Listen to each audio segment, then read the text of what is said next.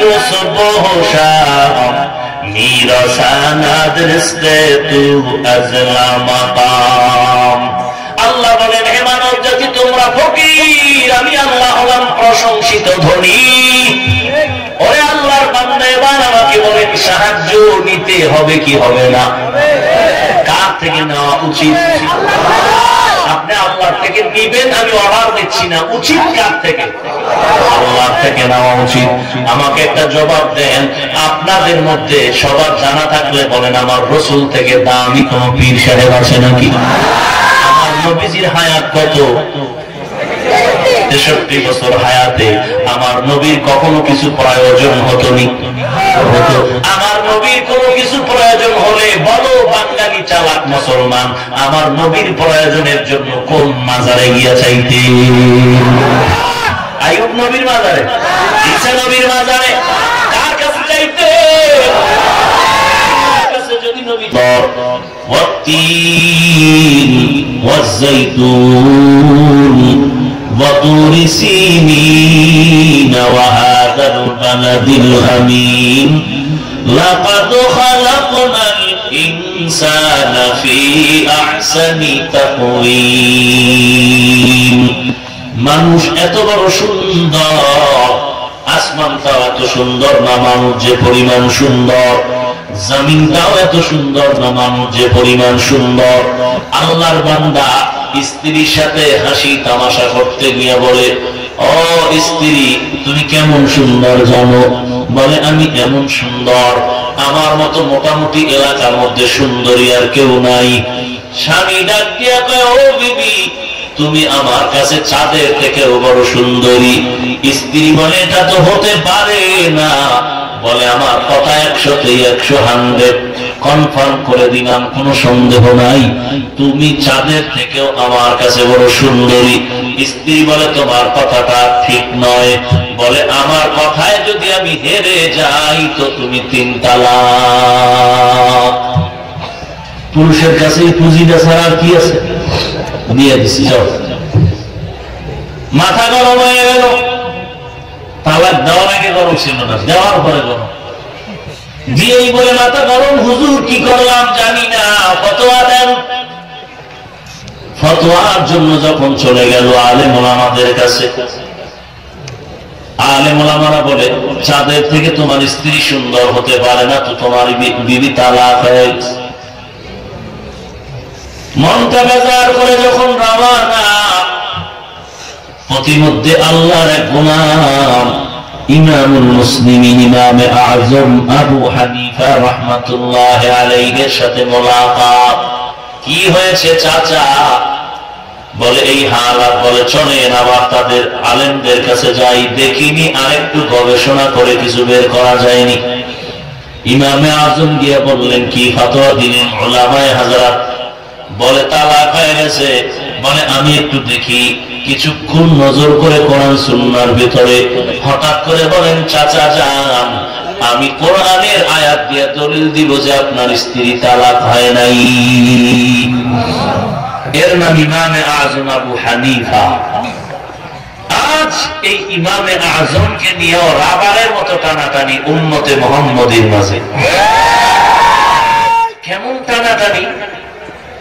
বলে, ইমামে আযম আবু হানিফা মুশরিক। নাউযুবিল্লাহ, ভেতরে দালালির গন্ধ কেন? ওই পক্ষের দালাল, তারা নাউযুবিল্লাহ বলবে না। পক্ষ বিপক্ষ আছে না? নিরপেক্ষ কেউ আছে নাকি? হয়তো একদল আল্লাহর পক্ষে, কেউ আল্লাহর বিপক্ষে। পক্ষে আইসা তরিকাতের লাইনে কেউ অমুক পীরের পক্ষে, কেউ অমুক পীরের বিরুদ্ধে, কেউ আহলে হকের লাইনে, কেউ আহলে বাতিলের লাইনে। কিয়ামতের আলামত রাসূল বিবরণ দিয়েছেন, কিয়ামতের কি কি আলামত নিদর্শন হবে। এর মধ্যে একটা নিদর্শন, বর্তমান উম্মতেরা অতীতের উম্মত যারা পৃথিবীর থেকে বিদায় নিয়েছেন তাদেরকে গালি দিবে, এটা কিয়ামতের আলামত। ইমামে আযম আবু হানিফাকে গালি দেওয়া মানে কি? তিনি তো বলেছেন যে কোরআন এবং সহিহ হাদিসের বাহিরে যদি আমার কিছু পাও তো তোমরা ছুঁড়ে মেরে ফেলে দাও, এটা মানার দরকার নেই। তা আমি সব সময় বলি, আমরা যারা ইমাম আবু হানিফার মাযহাব মানি, আমরা পীর মানি, আমরা আল্লাহওয়ালাকে শ্রদ্ধা করি, কারণ মাযহাবের কথা, আল্লাহওয়ালাদেরকে মানার কথা কোরআনেও আছে, হাদিসেও আছে। কোরআনেও আছে, হাদিসেও আছে। যদি কেউ বলে থাকেন পীর মুরিদির কথা, তরিকাতের কথা, আল্লাহওয়ালাকে মানার কথা কোরআন হাদিসে নাই, তাহলে কথাটা তার উচিত না। এতটুকু বলতে পারে আমি পাই নাই, নাই বলা যাবে না, কারণ আমি পাই নাই, আরেকজনে পাইতে পারে। যে পাই নাই, যে পাবে, সে না পানেওয়ালাকে ধরায় দিবে, নাই বলা যাবে না। অথচ কোরআন শরীফেও আল্লাহওয়ালার বয়ান আছে, বুখারী শরীফেও আল্লাহওয়ালাদের বয়ান আছে। হ্যাঁ, মীমাংসিত কিছু বিষয় আছে যার মধ্যে কোনো ইখতিলাফ নাই, ইখতিলাফ থাকলেও টুকটাক সবকিছু শেষ করে একটা সমাধানে চলে আসে। আইম্মায়ে মুজতাহিদিন সবাই সমাধান দিয়েছেন যে এখান পরে ফতোয়া। এই মীমাংসিত বিষয় নিয়ে আর বিতর্কে জড়ানো উচিত নয়। তো ইমামে আযম ফতোয়া দিলেন এই সূরা ৩ এর আয়াত দিয়া, লাকাদ খালাকনাল ইনসানা ফি আহসানি তাকওয়িম।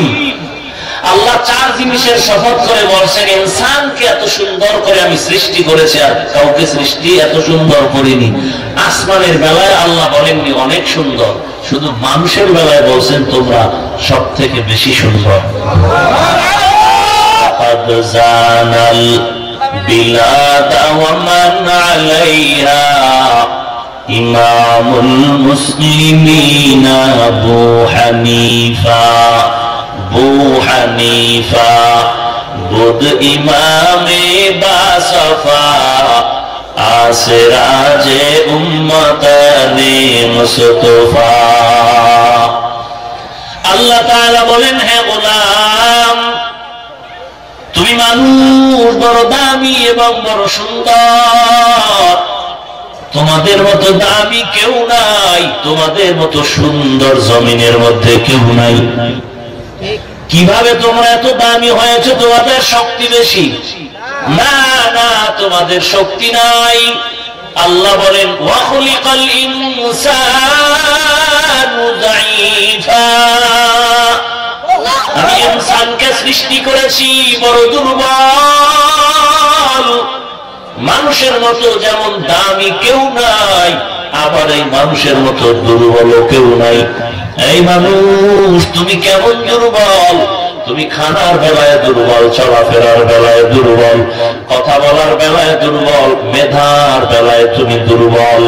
আমরা যখন পৃথিবীতে আগমন করেছিলাম, আম্মা জান চোখের পানি ছেড়ে কান্না করেছিলেন, প্রসব বেদনা। এমন অবস্থা, আম্মা জান মনে হয় বাঁচবে না, সাত আসমানের বোঝা তার মাথায় চেপে বসলো। এমন কান্নার আওয়াজ, আম্মা জানের কান্নার আওয়াজে পাশের ঘরের কেউ ঘুমাতে পারে নাই। আমার দাদি, আমার নানি, আমার মায়ের পাহারাদার হয়ে বসে আছেন সহযোগিতার জন্য। আমি যখন দুনিয়াতে আসবো, এমন বেদনা শুরু হয়ে গেল। আম্মা জান এক পর্যায়ে আমার আব্বাকে দেখে কান্না শুরু করলেন, হাতটা ধরে বলে, স্বামী আমার, মনের মতো খেদমত করতে পারি নাই, মেহেরবানি করে আমাকে মাফ করে দাও। মনে হয় আমার এই চিরদিনের বিদায়ের কান্না শুরু হয়ে গেল, আর যদি তোমার সাথে কথা বলার সুযোগ হবে না। আব্বা জান আম্মাকে সান্ত্বনার বাণী শুনাইলেন, ধৈর্য ধারণ করো হে বিবি, আল্লাহর কাছে দোয়া করো। হঠাৎ যখন আমি দুনিয়ার জমিনে পদার্পণ করেছি, আম্মা একটা চিৎকার মেরে বেহুশ হয়ে জমিনের মধ্যে পড়ে গেলেন। আম্মা জানের কোনো হুঁশ নাই, আম্মা জানের তো বেহুশ, কোন বেকারার, কোন অচেতন অবস্থায় পড়ে আছে। আমার দাদি, আমার নানি আমাকে ধরে পরিচ্ছন্ন করে আম্মা জানকে একটু ডাক দিয়া বললেন, ও বিবি, এই তাকায় দেখ কি ফুটন্ত গোলাপ। আম্মা জান এত অবস্থা করুন, চলতে পারে না, বসতেও পারে না, কথাও বলতে পারে না। হঠাৎ চোখ দুটা খুলে যখন সন্তানের সুন্দর চেহারার দিকে নজরটা পড়েছিল, আম্মাজান কেমন যেন সাত আসমানের বোঝাটা হঠাৎ হালকা হয়ে গেল। এরে আল্লাহর বান্দা, আমার দাদি নানি বলে তাড়াতাড়ি বাচ্চাটারে দুধের ব্যবস্থা করে দাও। মা আমাকে দুধ দিয়েছে, আমি গাল দিয়া ফালায় দিছি, খেতে পারি না, আমি এতটাই যে দুর্বল, দুধের বোটা নিলাম, দুধ কেমনে আমি পান করবো তাও আমি জানি না। আমার হঠাৎ মায়ের দুধটাই নাই, আব্বাজান দৌড়ায় গেল ডাক্তারের কাছে, এই ডাক্তার তাড়াতাড়ি ঔষধ দাও, আমার বাচ্চা দুধ পায় না। কিন্তু বিপরীত তাকায় দেখে একটা বকরির বাচ্চা কি পরিমাণ শক্তিশালী। আমরা মানুষ এতটাই যে দুর্বল, একটা বকরি যখন বাচ্চা দেয় আশেপাশে বাচ্চাটাকে আল্লাহ এমন ভাবে মেধা দিয়া বানাইলে, ও জানে মায়ের ওলানের মধ্যে মাথাটা দিয়া 2-3টা আঘাত করলে মায়ের ওলানটা দুর্বল হয়ে যাবে। যখন 3-4টা আঘাত করলো মায়ের ওলানটা দুর্বল হয়ে গেল। যখন মুখ লাগাইয়া বোটায় টান দিল, দুধ আসলো, পেটটা ভরে গেল। মানুষ তুমি কতটাই যে দুর্বল, তোমার মতো দুর্বল কেউ নাই। তুমি কেমন দুর্বল, একটা পিপিলিকার কাছেও বড় দুর্বল। তুমি কেমন দুর্বল, তোমার নিজের হাতে বানানো 2 টাকা দামের একটা বেলেটের কাছেও তুমি দুর্বল। পিপিলিকায় যদি মেজাজ গরম করে, একটা বনিয়াদমকে ঘুমাইতে দিব না, কোনদিন বলিয়া তোমার ঘুমাতে পারবে না। পিপিলিকায় তোমার কানের কাছে চলে আসবে। মশায় যদি মেজাজ গরম করে হরতাল দেয়, একটা বনিয়াদম বালিশে মাথা লাগায় ঘুমাতে পারবে না। কিসের তোমার এসি মশারি বলো, মশারি এতই টানাইলা, কয়েল জ্বালাইলে, স্প্রে মারলা, এরপরে যখন বাতিটা নিবাইয়া মশারির মধ্যে কান গুজায় ঘুমায় যাও, হঠাৎ আধা মিনিট পরে কানের কাছে শুনি মশার গানের আওয়াজ। মশারির ভিতরে দিয়া মশা ঢুকলো কি করে? হেরে আল্লাহর গোলাম, কানের সামনে মশার গান। এবার বাতি জ্বালায় দেখলাম মশারির এত ছোট ছিদ্র, এর ভিতর দিয়ে মশা ঢুকলো কি করে? আল্লাহ আমি তো কেমন একটা ছোট্ট ছিদ্র দিয়া মশা ঢুকতে পারলো, কিন্তু তোর কানের ছিদ্র তো মশারির ছিদ্র থেকে অনেক বড়। তোর কানের সামনে মশা গান গায়, একটা মশাও কান দিয়ে ঢুকে না। তোর নাকের সামনে গান গায়, নাকের ভেতরে ঢুকে না। কেন? আমি আল্লাহর নাম রহমান, আমি আল্লাহর এক নাম গফফার, আমি বড় দয়াময়। তুই যখন ঘুমাইয়া গেছো, আমি ফেরেশতা লাগাই তোকে পাহারা দেওয়ার জন্য। या इलाही मुझसे मुझको दूर करो, ताकि देखो मुझ में तुझको एक नजर। या इलाही तू मेरा माबूद है, या इलाही तू मेरा माशूक है। এরে নবীর উম্মতের দল, কেমন আমার আল্লাহ, সে আল্লাহকে আজকে চিনলি না রে মুসলমান। কেমন আমার মায়ার আল্লাহ, ওই আল্লাহকে যদি একবার ভালো করে চিনতে রে মুমিন,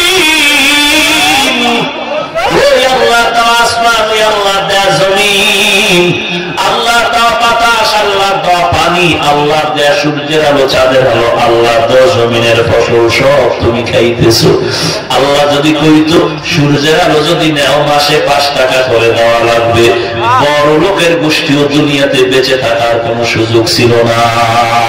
আল্লাহ বলেন আমি ফ্রি করে দিলাম, আমি আল্লাহ তোর জন্য বাতাস ফ্রি করে দিলাম। হসপিটালে রুগীরে দেখ অক্সিজেন মেশিন লাগায়, তাক লাগায়, মিনিটে মিনিটে বিল উঠতেছে, আর আমি আল্লাহ তোরে এমন সুন্দর বাতাস দিলাম। বান্দা তাকায় দেখ, আমি আল্লাহ 1 টাকাও বিল নিলে তুই আর বাতাস নিতে পারতি না। আমি কেমন রহমান, তোর জন্য বাতাস ফ্রি করে দিলাম। এরে বান্দা, এত কিছু দেওয়ার কারণ কি? একটাই মাত্র কারণ, তোর পবিত্র জবানটা দিয়ে তুই আমি আল্লাহকে মহব্বতে আল্লাহ বলে ডাক দিবি। একটা ডাক দেওয়া মাত্র তোর জিন্দেগীর কৃত সব গুনাহ মাফ করে দিব। আতিনা ফি দারে দুনিয়া না হাসান, আতিনা ফি দারে উকবানা হাসান, ইয়া গিয়াসাল মুস্তাগীসিন হদিনা লাফতিখারা বিল উলুমি ওয়াল গিনা। আল্লাহ তাআলা বলেন, ও মানুষ, তুমি মেধার দিক থেকেও বড় দুর্বল, খানার দিক থেকেও দুর্বল। ঢাকা চিড়িয়াখানা এলাকা আছে, একটা বাঘের দৈনিক খানা হলো 17 কেজি গোশত। আসেনি ফেনীর মধ্যে কোন খাদক আপনাদের এই অঞ্চলে যে 14 কেজি 15 কেজি 17 কেজি গোশত এক টানে মারবে? ভাইরা আমার, একটা বাঘের খানা দৈনন্দিন 17 কেজি গোশত। পৃথিবীতে একটি পাহাড় আছে কোহেকাফ, ওই পাহাড়ের মধ্যে একটা প্রাণী বসবাস করত, নাম হলো সিমর্গ। ওই প্রাণীটার দৈনন্দিন খানার তালিকা হলো 40টা মোটা তাজা হাতি। কে খাওয়ায়?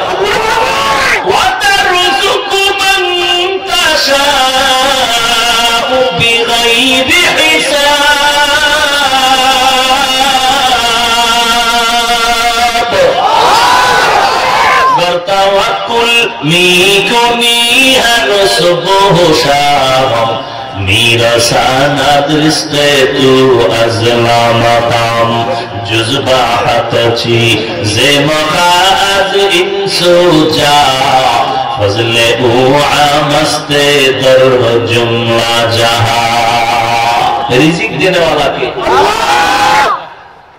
এরে নবীর আশিক উম্মতের দল, পৃথিবীর বড় বড় বড় বড় মহাসমুদ্রের ভেতরে আছে নীল তিমি।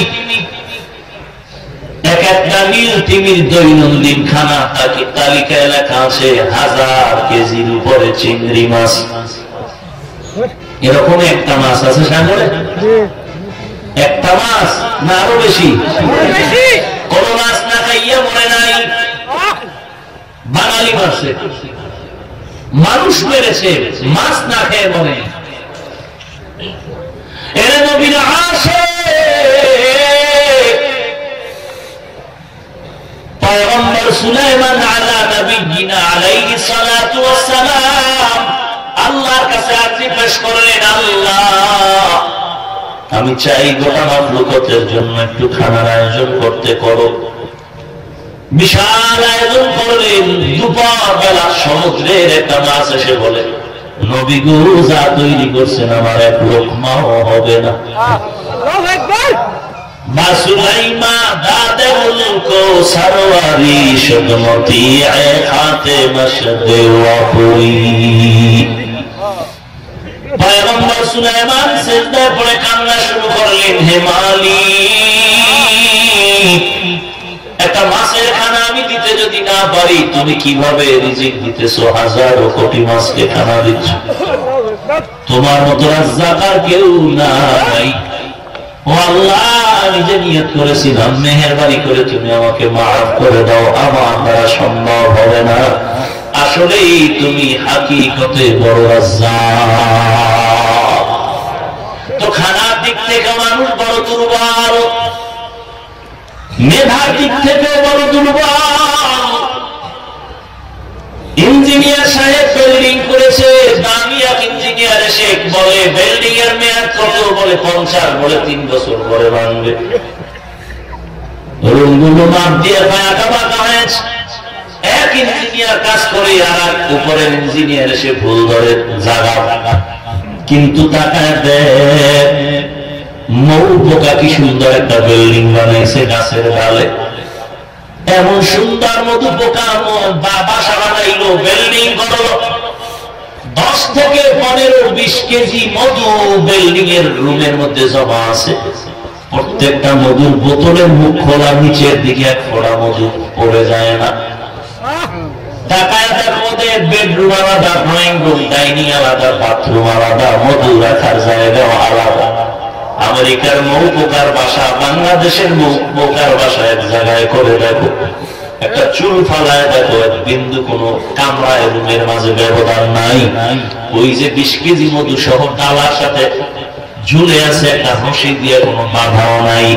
এরে নবীর উম্মতের দল, এমন সুন্দর একটা বিল্ডিং তারা বানাইলে মনে হয় যেন এরা সব একই শিক্ষকের ছাত্র।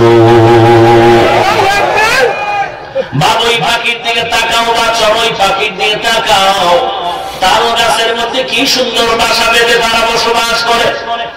বাবুই পাখি, চড়ুই পাখি বল, খেজুর গাছে কেন বাসা বাঁধো না?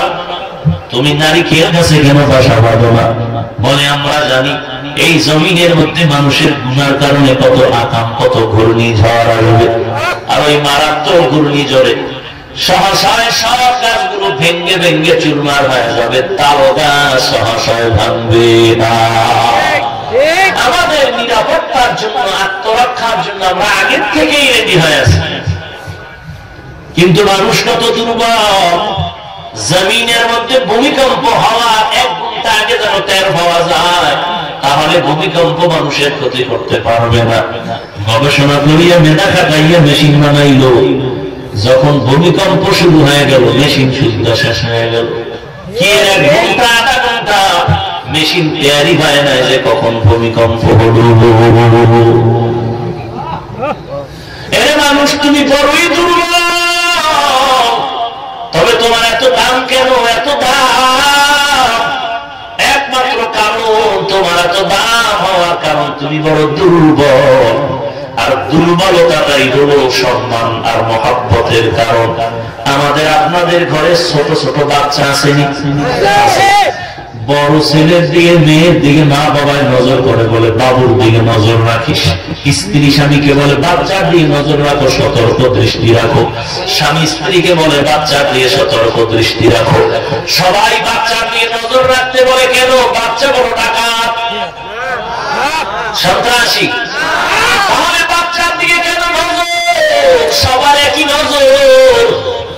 বলে বাচ্চা বড় দুর্বল, আর এই দুর্বলতাটাই তার মহব্বতের কারণ।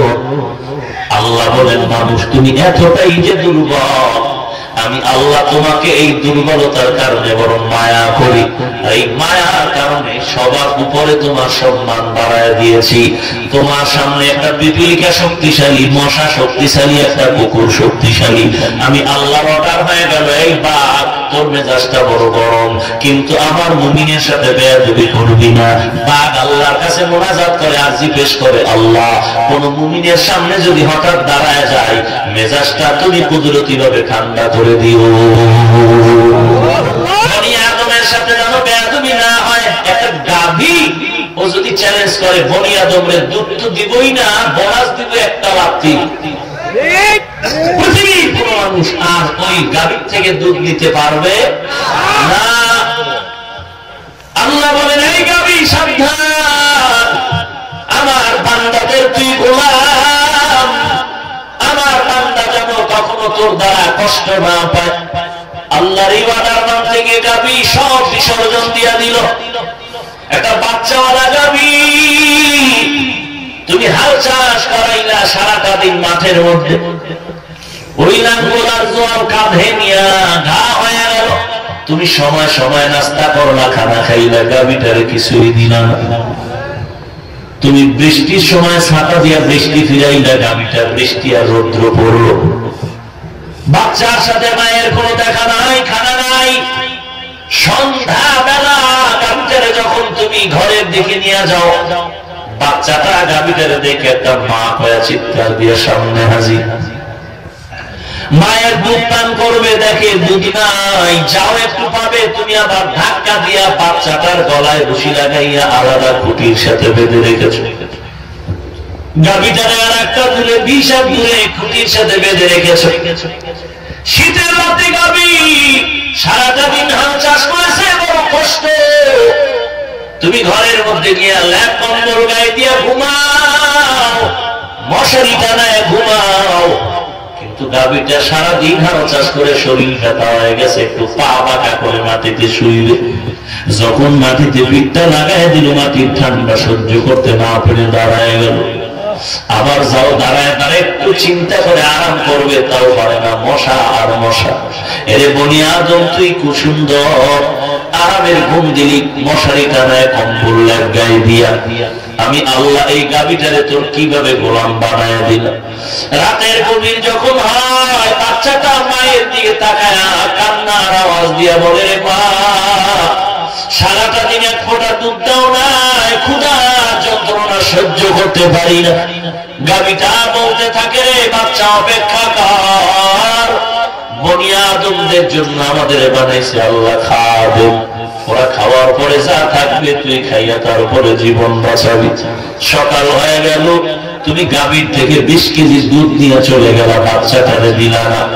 এরপরেও গাভীটা কখনো বনি আদম তোমার সাথে বেয়াদবি করে নাই।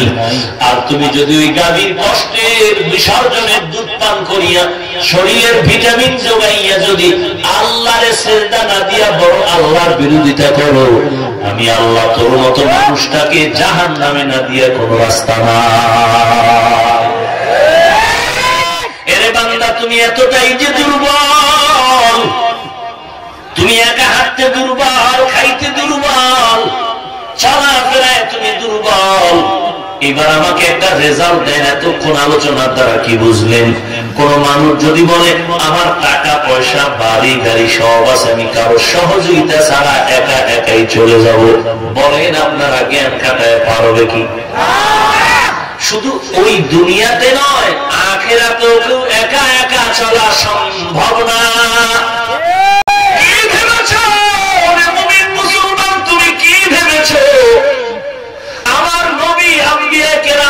আল্লাহর ওয়াদা ছাড়া চলতে পারেন নাই, নবীর হাতে গড়া সাহাবায়ে কেরাম নবীর পথ ছাড়া চলতে পারে নাই। সাহাবায়ে কেরামের পরে তাবিঈনগণ সাহাবায়ে কেরামের পরামর্শ ছাড়া চলতে পারে নাই। আবার তবে তাবিঈনরা সাহাবায়ে কেরামের পরে তাবিঈনদের পরামর্শ ছাড়া চলতে পারে নাই। উলামায়ে মুতাকাদ্দিমিন মুতাআখিরিন আল্লাহ ওয়ালা এরাও কিন্তু তবে তাবিঈনের পরামর্শ ছাড়া চলতে পারে নাই।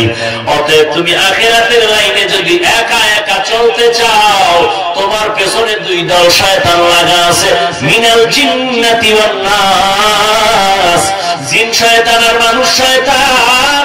তুমি যেন জান্নাতে যেতে না পারো, তোমার মনের মধ্যে দুইটা একজনে ধোঁকা দিচ্ছি, অন্তরের মধ্যে বলতেছে তোর মতো ভালো বক্তা কেউ নাই।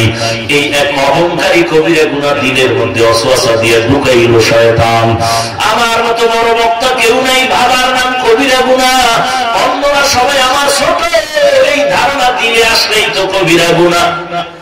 অন্যের নাম নিয়া নিয়া গীবত শিকায়াত করা হলো কবিরা গুনাহ। অন্যের সুন্দর ভালো সুনাম আমি সহ্য করতে না পারাটা কবিরা গুনাহ। এই কবিরা গুনাহ আমার অন্তরে যখন ঢুকলো, তখন আমি আর জান্নাতের পথে পরিপূর্ণতা অর্জন করতে পারি নাই। আল্লাহ পাক বলেন, একা একা চলতে পারবি না, আমি জান্নাতের কিছু প্রতীক দিয়া দিলাম, যাদেরকে আমি খাস ভাবে রহমত দিয়া নিয়ামত দিয়া ভরপুর করে দিছি। এদের সাথে যদি চলতে পারো, তুই নিজেও জান্নাতে চলে যাবি। আমাইয়ুতিল্লাহ ওয়ার রাসূল ফাউলাইকা মা'আল্লাযীনা আন'আমা আল্লাহু আলাইহিম মিনান নাবিয়্যিন ওয়াস সিদ্দীকিন ওয়াস শুহাদা ওয়াস সালিহিন ওয়া হাসুনা উলাইকা রাফীকা। আমি আল্লাহ তাআলা বললাম, যারা আল্লাহ এবং রাসূলের অনুসরণ করতে চাও, তোমরা তাদের সাথে জান্নাতে যাবে, যাদেরকে আমি নিয়ামত দ্বারা পরিপূর্ণতা দান করলাম। তারা কারা? চার দল। এক দল আম্বিয়ায়ে কেরাম নবীগণ, দুই নম্বরে শুহাদায়ে কেরাম, তিন নম্বরে সিদ্দিকিন, চার নম্বরে সালিহিন। নেক আমলওয়ালা, নেককার সালিহিন, যাদের আমলের মধ্যে কোনো ভেজাল নাই, যাদের আমলের মধ্যে দুনিয়ার কোনো উদ্দেশ্য নাই, এমন আল্লাহওয়ালা, এমন সাদিকিন, এমন সালিহিন, এদের পদাঙ্ক অনুসরণ করে যদি আল্লাহর গোলামি করতে পারো আর নবীর তরিকা মতে চলতে পারো, তোমরাও জান্নাতের মেহমান হয়ে যাবে। তাহলে দুনিয়ার লাইনও একা চলা যাবে না, আখিরাতের লাইনও একা চলার কোনো উপায়। তারাই বাহাদুরি করে একা চলতে গেল, তারাই পদস্খলনের মধ্যে পড়ে গেল। বুঝেন নাই? যে যেই লোকটা হযরত ওমরে ফারুককে বলে বেদাতি, যেই লোকটা বলবে হযরত ওমর ফারুক বেদাতি সাহাবীকে, কি বুঝেন সেই লোকটা পরিপূর্ণ হেদায়েতে আছে? যদি কেউ বলে হযরত আলী মাতাল, কি বলেন সেই লোকটা পরিপূর্ণ হেদায়েতের উপরে আছে? যেই লোকটা যে বলে সুন্নতের আমল বেশি লাগবে না, নফল ইবাদত লাগবে না, কোন ইমাম মানা লাগবে না, কোন মাযহাব মানা লাগবে না, ইমাম আবু হানিফা মুশরিক হয়ে গেছে, এইভাবে যদি কথা বলে, যত বড় পাগড়িওয়ালা হোক পরিপূর্ণ হেদায়েতের উপরে নাই। রাসূলের আদর্শের মধ্যে কাউকে ছোট করা, কাউকে হিংসা করা, নিজেকে বড় মনে করা, কাউকে গালি দেওয়া হালাল না হারাম? এত বড় হারাম কাজ যে করে সে পরিপূর্ণ হেদায়েতের উপরে নাই, এটাই বাস্তব। আমার কষ্ট হচ্ছে আপনাদের? তাহলে আমাকে এবার কি বুঝলেন? বিবেক দিয়া তাল না, তাল মিলাবেন না, বিবেক দিয়া সচেতনতার সাথে জবাব দিবেন। অন্ধের মতো বললাম আর আপনি জি জি ঠিক ঠিক বলবেন না, এই তওবা করেন যে না জেনে না বুঝে কোনো ঠিক ঠিক আর বলবো না, জেনে বুঝে এরপরে সঠিক হলে ঠিক, ব্যাঠিক হলে আব্বাকেও বলবো ব্যাঠিক। রাজি আছেন না? আমার আব্বা আসল না, আম্মা আসল না, পীর আসল না, মাযহাব আসল না, আমার আসল আল্লাহ এবং রাসূল। বাকি আমার আব্বা আমার দুশমন তাও না, আমার আব্বা আমার আপন, আম্মা আপন, ভাই আপন, ওস্তাদ আপন, মাযহাব আপন, ইমাম সাহেব আপন, ওলামায়ে কেরাম আমার আপন। কতক্ষণ? আল্লাহ এবং নবী মেনে চলবেন যতক্ষণ। এর নাম সচেতন নাগরিক, সচেতন উম্মতের পরিচয়। অন্ধের মতো ভক্ত হওয়ার কোন সুযোগ নাই। আপনি কি বলবেন যে একজন এত বড় ডক্টর, এত বড় আল্লামা, এত বড় শায়েখ, এত বড় পীরে কামেল, সে কি ভুল করতে পারে কি পারে না? একজনে বলে এত বড় হুজুর, এত বড় হুজুর, এ কি ভুল করতে পারে? আমি বললাম এত বড় হুজুরকে কি শয়তান ধোঁকা দিতে পারে? বলে হ্যাঁ পারে। আমি বললাম কসম খোদার ভুলও করতে পারে। কি আপনারা একমত না? কত বড় হুজুর হোক, বর্তমান দুনিয়াতে হাটহাজারীর হুজুর বলেন, একেবারে পৃথিবীর শ্রেষ্ঠ বুজুর্গ, যত একেবারে সব মানুষ ইমানদার বেঈমানও তার বুজুর্গ কয়, এত বড় বুজুর্গ বলেন তাকে শয়তান কি ধোঁকা দিতে পারে? ফাইনাল জবাব, সে ভুলও করতে পারে। ভুল করাটা অত মারাত্মক না, ভুল স্বীকার না করা যত মারাত্মক। ভুল করা ওই পরিমাণ মারাত্মক না যেই পরিমাণ ভুল হওয়ার পরে স্বীকার না করা মারাত্মক। স্বীকার না করা, স্বীকার যদি না করে আরো খোলা যুক্তি দিয়ে তার করাতে চায়, তাহলে বুঝতে হবে এটা জান্নাতের প্রতীক না, দুনিয়ার সাবধান নিষিদ্ধান্দাবাজ। আল্লাহ রাব্বুল আলামিন আমাদের সকলকে সমস্ত দুনিয়ার লোভ থেকে হেফাজত করুন।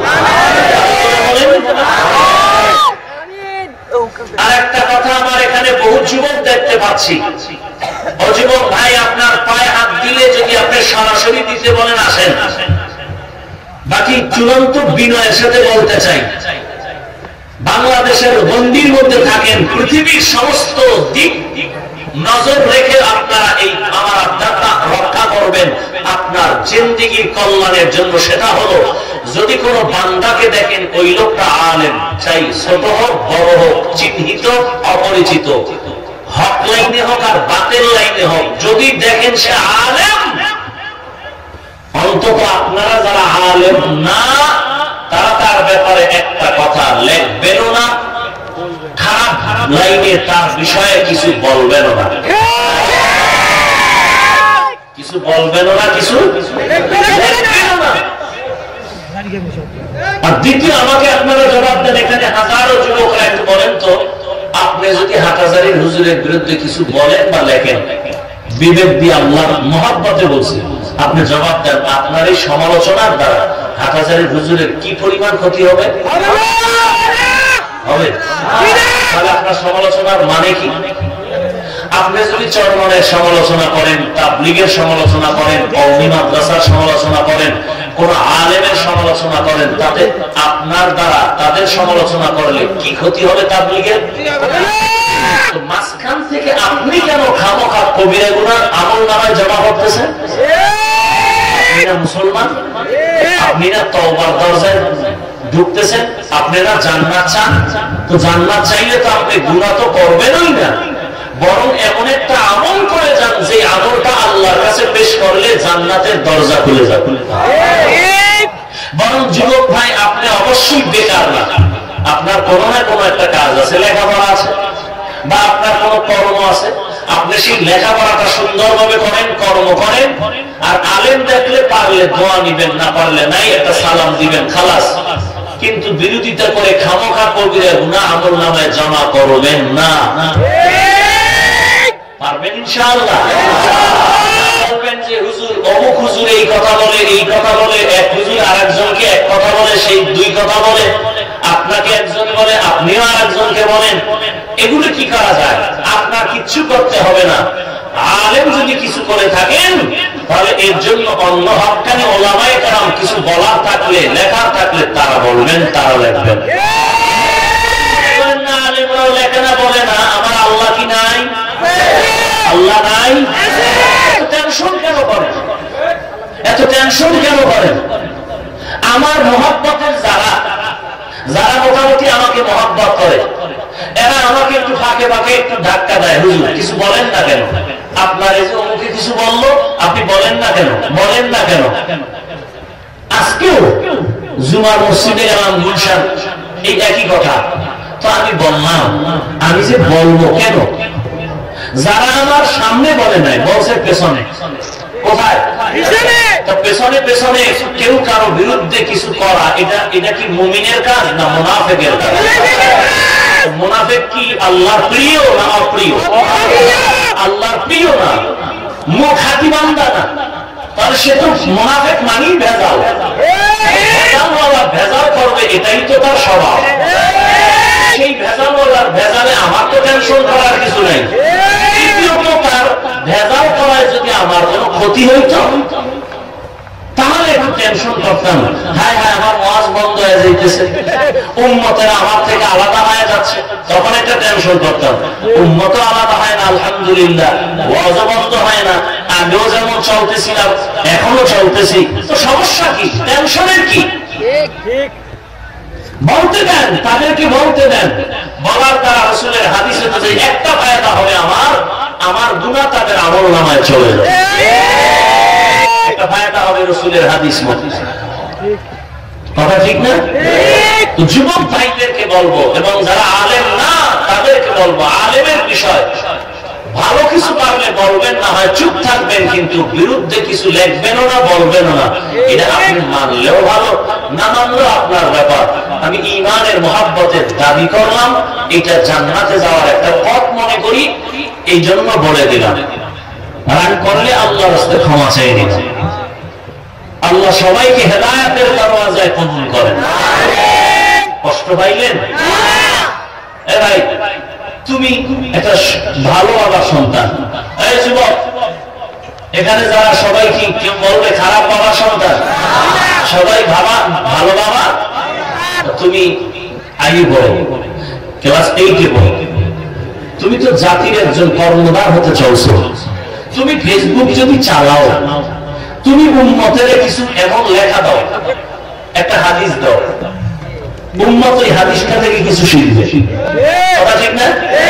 তুমি একটা উপদেশ বাণী দাও, আমাদের বড় বড় মনীষীদের উপদেশ বাণী দাও ফেসবুকে, উম্মতেরা এই বাণী শুনে আমল করবে। তুমি মাঝখান থেকে জানানোর কারণে হাদিস অনুযায়ী সওয়াব পাইবা, বাল্লিগু আন্নী ওয়ালাউ আয়া। একটু নিজের জীবনের দিকে তাকাও, যে জীবনের পিছনের হায়াতটারে কি কইরা কাটাইছো, একটু চিন্তা করো। চিরদিন বাঁচবা, বুড়া না হওয়ার আগে মরবা না, গ্যারান্টি আছে? প্রতিদিন যুবকের লাশ, যুবকের লাশ, যুবকের লাশ। ইয়া আইয়ুহাল্লাযীনা আমানু ইসতাঈনু বিস-সাবরি ওয়াস-সালাহ ইন্নাল্লাহা মা'আস সাবিরিন।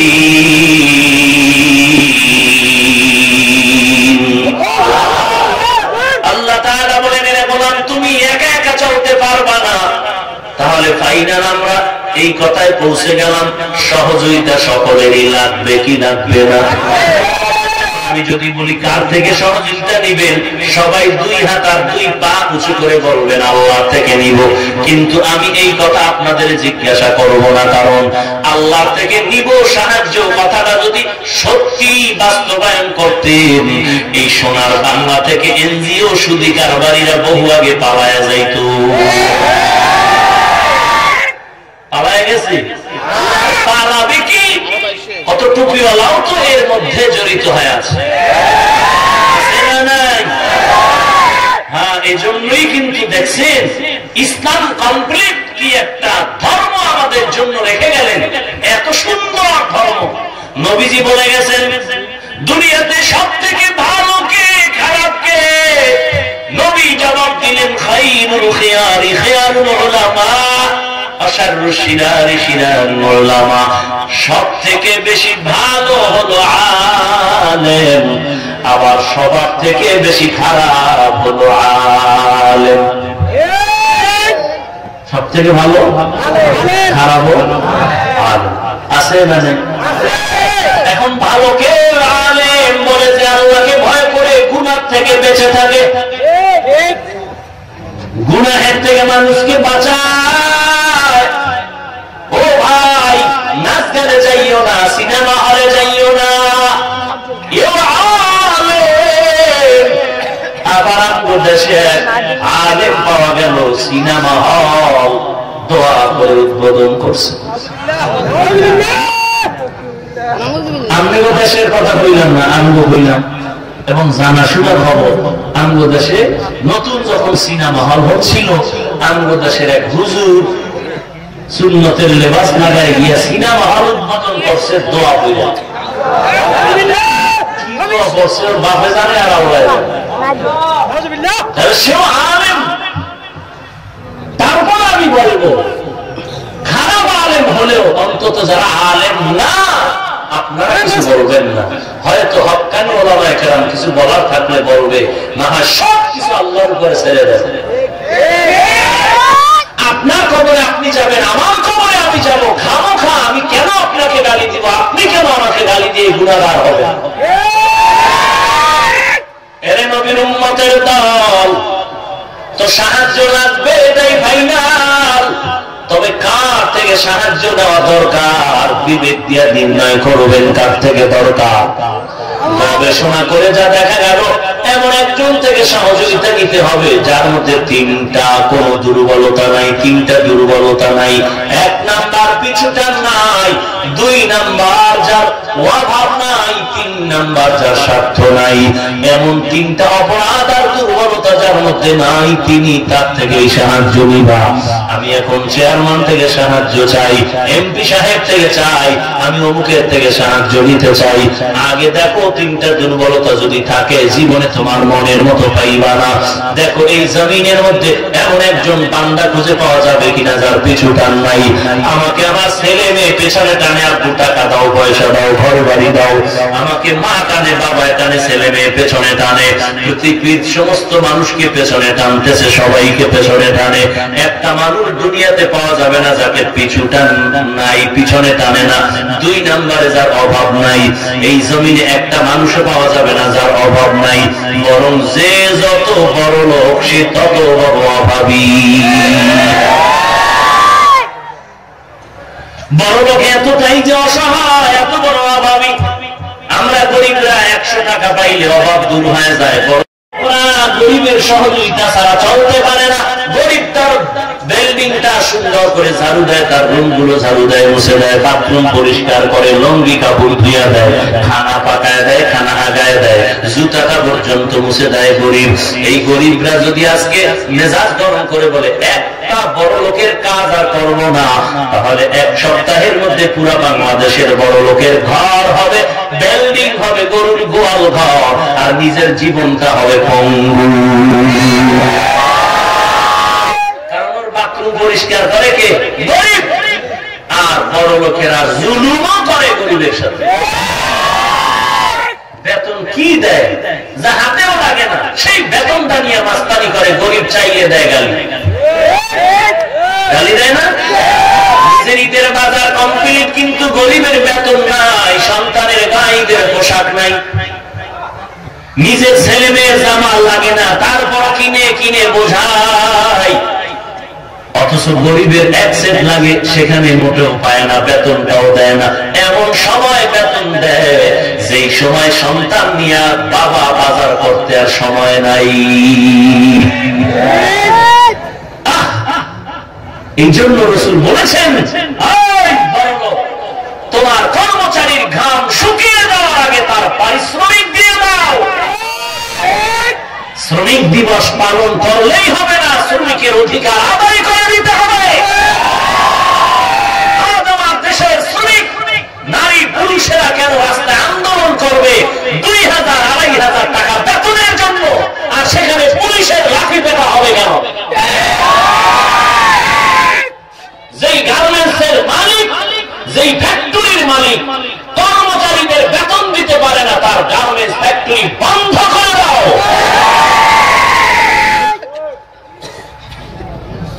গরিবের সাথে জুলুম হচ্ছে। কি জুলুম? কি বলবো, কোন দিকে বলবো? রমজান চলতেছে, মেহমান হয়ে গেলাম এক বড় লোকের বাসায়, কাজের লোকগুলোকে বসার জায়গা আছে, তারপরে বসতে দিল না। আমি বললাম বসান, ইফতারির টাইমে দোয়া কবুলের সময়। বলে এই তোরা ওই বারান্দায় গিয়ে সিগার ভিতরে বল। সেখানে ওদেরকে ইফতারি দিল, যে এখানে মূল ইফতারি দেওয়ার পরে যা থাকলো তা গরিবকে দিল, কর্মচারীকে দিল। নিজের খেজুরের দাম 4 টাকা একটা খেজুরের দাম, গরিবের খেজুর পায়ে ফিসে যেগুলো আছে 8 আনা। কথা বলেন না কেন? সত্য কথা মানতে না পারেন, সমর্থন করবেন তো? আল্লাহ সব বড় লোকদেরকে গরিবের দরদি বানায় দেন। পোস্টার তো লেখেন গরিবের কান্দিদারি দরদি বড় লোক, নাই পোস্টার হবে না, বাস্তবে দেখাইতে হবে। কুমিল্লা থেকে আসতেছি আপনাদের এদিকে, আজকে না অনেক, গত বছর না তার আগের বছর হোটেলে নাস্তা খাইতে ঢুকলাম, তো কর্মচারীরা সবাই পরিচিত, চিনে।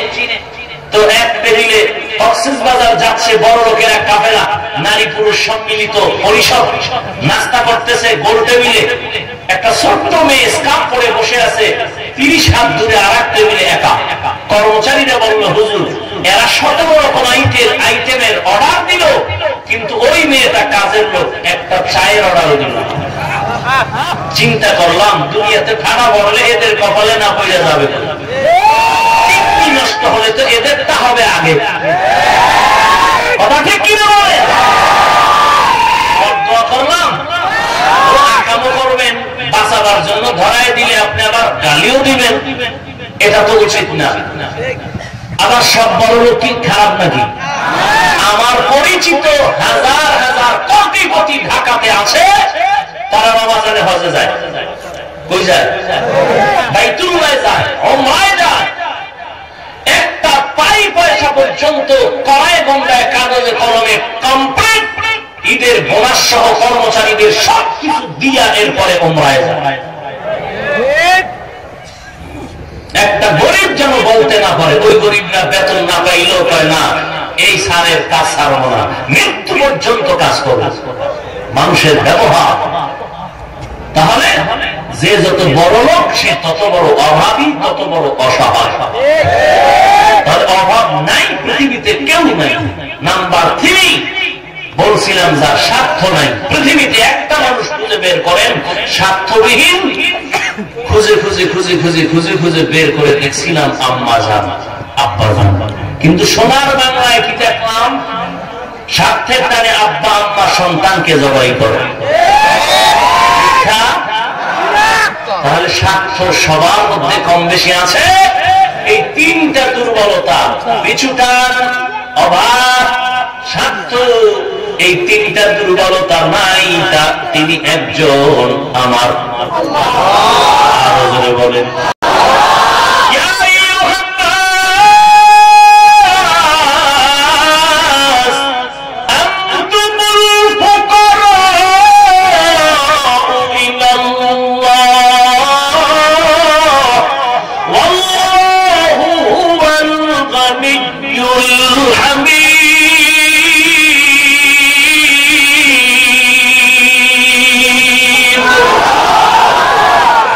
তাওয়াক্কুল মিকুনি হারস বহশাম মিরাসানাদ রিস্তে তু আজলা মাকাম। আল্লাহ বলেন, হে মানব জাতি, তোমরা ফকির, আমি আল্লাহ হলাম প্রশংসিত ধনী। ওরে আল্লাহর বান্দা, এবার আমাকে বলেন, সাহায্য নিতে হবে কি হবে না? কার থেকে নেওয়া উচিত? আপনি আল্লাহর থেকে নিবেন, আমি অর্ডার দিচ্ছি না, উচিত কার থেকে? আল্লাহর থেকে নেওয়া উচিত। আমাকে একটা জবাব দেন, আপনাদের মধ্যে সবার জানা থাকলে বলেন, আমার রাসূল থেকে দামি কোন পীর সাহেব আছে নাকি? আমার নবীজির হায়াত কত? 63 বছর হায়াতে আমার নবীর কখনো কিছু প্রয়োজন হতো নি? আমার নবীর কোনো কিছু প্রয়োজন হলে বলো বাঙালি চালাক মুসলমান, আমার নবীর প্রয়োজনের জন্য কোন মাজারে গিয়া চাইতে? আইয়ুব নবীর মাজারে? ঈসা নবীর মাজারে? কার কাছে চাইতে? যদি নবী চাইতে পারেন, আপনারা কেন আল্লাহর কাছে চাইতে পারেন না? কবরওয়ালার কাছে কেন চান? কবরওয়ালার থেকে কি আমার আল্লাহ দুর্বল? আল্লাহর কাছে কেন চান না রে বাবা? এক সালাক বাঙালি কয়, হুজুর বহু চাইলাম, কিছুই পাই না, সব ফাঁকা যায় ফাঁকা যায়। আল্লাহ বলেন, এইভাবে মাস্তানি করে চাইলে হবে না, চাওয়ারও একটা নিয়ম পদ্ধতি আছে না নাই? আপনাদের এলাকার রাস্তা দিয়ে চেয়ারম্যান সাহেব হেঁটে যায়, আপনি যদি সাঁতার কলার ধরে চেয়ারম্যান 20,000 টাকা দিয়ে যাবে, কেন?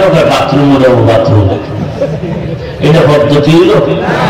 এলাকায় যদি কোন পীর সাহেব আছে, ঘাড়ের উপরে যদি একটা থাপ্পড় দিয়ে বলেন, পীর সাহেব হুজুর কেমন আছেন, জিকির টিকির করেননি, আদব হলো? লিকুল্লি শাইইন জিনাতুন ফিল ওয়ারা ওয়া জিনাতুল মারই তামামিল আদাবি আজ খুদা হিমে তৌফিকে আদব বেআদব মাহরুমে গাশ আজ ফজলেরা।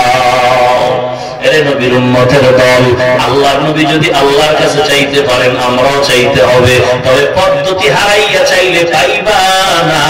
পদ্ধতি হলো বিসসবরি ওয়াস সালাহ। 1 নম্বরে নামাজ, 1 নম্বরে ধৈর্য, 2 নম্বরে হলো নামাজ। আসেনি ধৈর্য? তার বাবা ইমাম সাহেবকে রাখলাম বললে কি পরিমাণ ধৈর্য! বাঙালি কাশতে কাশতে মসজিদ গরম করে ফেলায়, কাশ নাই আর বড় দেয়, ইমামে সিগন্যাল দেয়, তাড়াতাড়ি শেষ করে। ধৈর্য বাঙালি।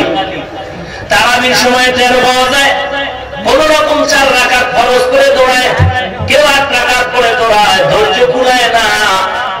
ওরে নবীর উম্মতের দল, আল্লাহ তাআলা বলেন, ধৈর্যের এত দাম, এত দাম, কিয়ামতের ময়দানে ধৈর্য ধারণকারীদের আল্লাহ বলবেন, বিনা হিসাবে জান্নাতে যাও।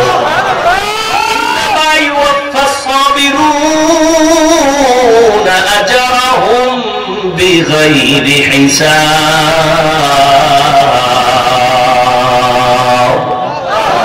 জুমার দিন মুসল্লিদের কি পরিমাণ ধৈর্য! আসে সবার শেষে, যায় সবার আগে। 1 নাম্বার ধৈর্যশীল বান্দা। সবার শেষে ইমাম সাহেব যখন খুতবা দিবেন, তখন আল্লাহর বান্দা ঢুকছে, ইমামের সালাম ফিরানো মাত্র নামাজের সামনে দিয়ে এমন করে দৌড় দিছে, ঘরের মধ্যে গিয়ে দেখে আর একজন আর জোতা নিয়ে হাজির। ধরা খাইলে এবার টেস্ট করলাম, ধরা না খাইলে জুতা গেছি গা।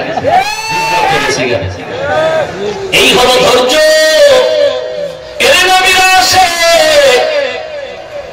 ভাইজান, আপনি যদি মুসাফির না হন, তাহলে যদি মুসাফির না হন, জুমার নামাজ কমপক্ষে 10 রাকাত আপনাকে পড়তেই হবে, না হয় গুনাহ হবে।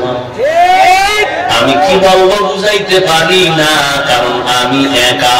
এখানে 10-20 হাজার মানুষের বললাম সুন্নতের নামাজ পড়বেন, জুমার দিন 10 রাকাত পড়বেন, আর টেলিভিশনের মধ্যে বসে লক্ষ কোটি দুনিয়াবাসীকে যদি কোন একজন পাগড়িওয়ালা জানায় দেয় সুন্নতের বেশি দরকার নাই, নফলের বেশি দরকার নাই, আমি হাফিজুর রহমানের বয়ান তখন বোল্ড হয়ে যায়, মানুষ শুনেও না, শুনতে গেলে কয় এত বড় পাগড়িওয়ালা, এত বড় টাইটেলওয়ালা, সে তো ভুল বলতে পারে না। এই জন্যই আমি বলি, প্রায় মাহফিলে এই স্টেজের মধ্যে 10 জন লোক যদি প্যান্ট শার্ট টাই লাগাইয়া মাথার মধ্যে কোরআন নিয়ে দাঁড়াইয়া পছন্দ করে বলে সুন্নাত লাগবে না, সেই উম্মতেরা, যেই যুবকটা জীবনে সুন্নাত চিনেও না, জানেও না, ও বলবে ওরে ধর। কিন্তু একজন টুপিওয়ালা আলেম না, কিন্তু টুপি আছে, পাগড়ি আছে, দাড়ি আছে, লম্বা জামা আছে, ওই বান্দাও যদি এখানে বৈশা বলে সুন্নাত না পড়লেও হবে, তখন সবাই বলবে হুজুর যেহেতু বলছে হইলে হইতেও পারে। এই ইহুদির চক্রান্ত। আমরা ইহুদিরা চিন্তা করছে টাকা ডলার ব্যয় করো, ব্যয় করো, ব্যয় করো মুমিনের ঈমান ধ্বংস করার জন্য। আমরা গিয়া আমাদের সুরাত দিয়া ডাক দিলে ওরা মাইর দিবে, মাইর খেয়াও ভূত হয়ে যাব, হবে না। ওই টুপিওয়ালাদের মতো কিছু ডুপ্লিকেট টুপিওয়ালা ইসলামের ব্যানারওয়ালা তৈরি করো, ওদের ঈমান, ওদের জাতি ভাই সাজিয়া ঈমান কেড়ে নিবে। বুঝেন না? এত বড় কুতুবুল আলম দরবার শরীফে বসা, বলে নামাজের মতো নামাজ একবার পড়লেই হয়। ওই যে ঢাকা টুপিবাগে 6 মার্ডার হলো, নবযুগের নবী বলেছিল যে নামাজ হলো 3 ওয়াক্ত, 5 কুল্লিয়া। এদেশের কওমিয়ার আলিয়া মৌলবীরা আরো 2 ওয়াক্ত বাড়াইছে। 6 মার্ডার ঢাকার টুপিবাগে বহু আগে হয়েছিল। নবুয়তের দাবিদার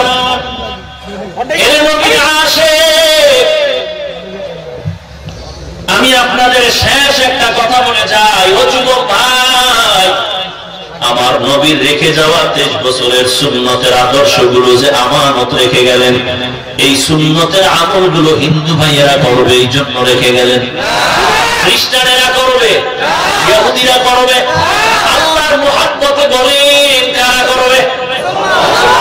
কোন দেশের মুসলমান? বাংলাদেশের মুসলমান, আর কোন দেশের মুসলমান না, সারা দুনিয়ার মুসলমান নবীর সুন্নাত মানবে, শুধু ফেনী জেলার মুসলমান ব্যতীত সবাই।